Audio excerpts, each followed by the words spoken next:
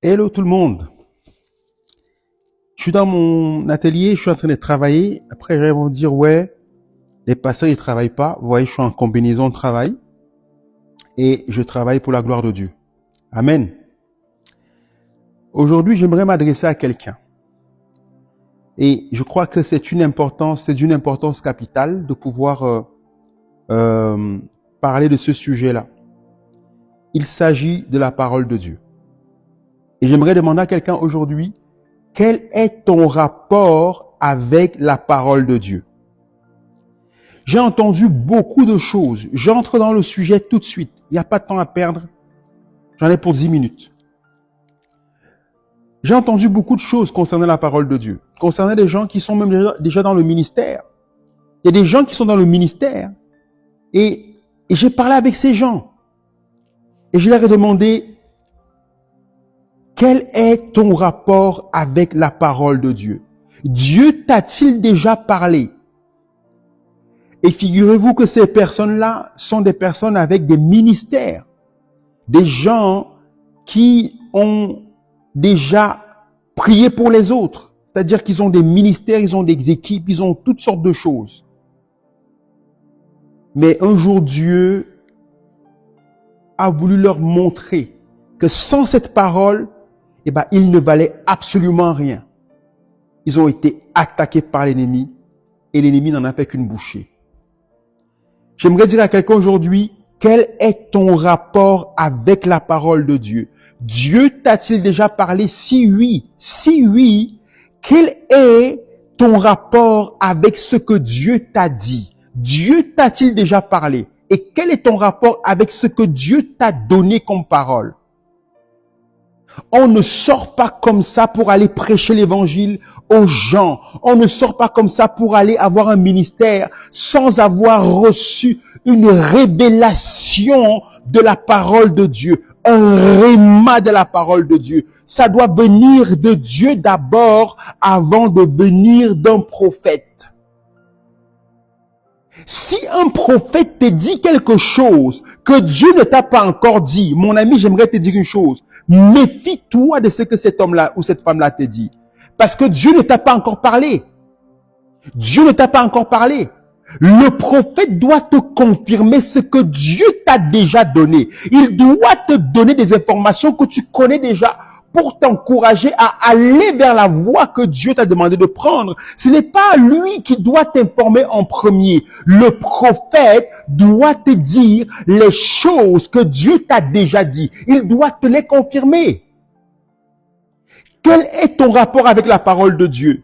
Dieu t'a-t-il déjà parlé? Est-ce que c'est Dieu qui t'a envoyé? Je m'adresse à un entrepreneur. Dieu t'a-t-il envoyé faire ce que tu fais? Est-ce que Dieu t'a envoyé faire ce que tu fais? Je m'adresse à un homme de Dieu. Est-ce que Dieu t'a envoyé faire ce que tu es en train de faire? Quand l'ennemi va t'attaquer, quand il va te frapper, avec quoi est-ce que tu vas le combattre? Jésus dans le désert, après le baptême, il se retrouve dans le désert et il est là en train de faire son jeûne.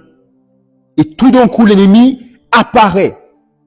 Il commence à lui poser des questions, à le tourmenter. Il le prend même, il l'emporte dans les lieux élevés, sur une haute montagne. Il lui dit, regarde, tous ces royaumes m'ont été donnés. Si tu te prosternes devant moi, je peux te donner ces royaumes. Mais Jésus lui dit, il est écrit, l'homme ne se prosternera que devant le Seigneur son Dieu.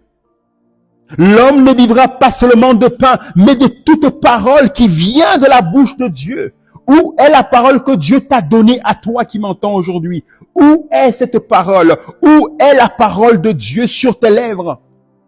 À Josué, Dieu a dit que ce livre de la loi ne s'éloigne point de ta bouche. C'est alors que tu prospéreras à tous égards, que tu prospéreras dans tout ce que tu entreprendras. Où est cette parole dans ta bouche? As-tu une parole dans ta bouche? As-tu une parole de Dieu dans ta bouche? Éphésiens chapitre 6. Il dit ceci. Prenez l'épée de l'esprit qui est la parole de Dieu. Faites en tout temps toutes sortes de prières et prenez l'épée de l'esprit. Prenez l'épée de l'esprit. As-tu une épée dans tes mains? Quelle est l'épée que tu as dans tes mains? Est-ce que Dieu t'a parlé? Et qu'est-ce que tu fais de ce que Dieu t'a dit? Est-ce que tu médites jour et nuit la parole de Dieu? Est-ce que tu t'appuies sur la parole d'un homme ou sur la parole de Dieu? J'aimerais que tu fasses attention à ceci, mon ami. Si Dieu t'a parlé, c'est par cette parole que tu dois fonctionner. Ce n'est pas par la parole d'un homme. Ce n'est pas par la parole d'un homme. Dieu doit d'abord te parler. Il y a beaucoup trop de dérives dans l'église aujourd'hui à cause de ça. Dieu te parle d'abord. Il te donne d'abord des instructions. Et le prophète vient te confirmer les instructions que Dieu t'a données. Dieu te donne d'abord des instructions et après, l'homme de Dieu, la femme de Dieu vient te confirmer ce que Dieu t'a donné dans le secret. Un prophète m'a dit ceci. Un prophète m'a dit cela. Le ministère prophétique est réel. Mais attention à toi qui écoutes. Ils doivent te confirmer ce que Dieu t'a déjà donné dans le secret. J'aimerais m'adresser à quelqu'un. Les temps que nous vivons actuellement sont très, très, très durs. Et c'est le début de quelque chose de très lourd dans le monde. Et ceux qui sortent pour aller évangéliser, pour aller porter bien haut la lumière de Dieu, doivent être accompagnés d'une parole qui sort tout droit du trône de la grâce. Elle doit sortir tout droit du trône de la grâce de Dieu. Et voici le livre qui délivre ces paroles. C'est la Bible. C'est la Bible. C'est la parole de Dieu. Au commencement était la parole. Et la parole était avec Dieu. Et la parole était Dieu. La parole de Dieu ne passera jamais. Ciel et terre passeront, mais mes paroles ne passeront point, dit le Seigneur. Je ne suis pas contre ceux qui vont faire des bains spirituels avec le sel, avec l'eau, avec toutes sortes de choses. Mes amis, mais si vous vous appuyez d'abord sur la parole de Dieu, vous n'aurez pas besoin de faire toutes ces choses. Vous aurez besoin simplement de la parole de Dieu, de commander aux choses de se manifester et elles se manifesteront. Pourquoi?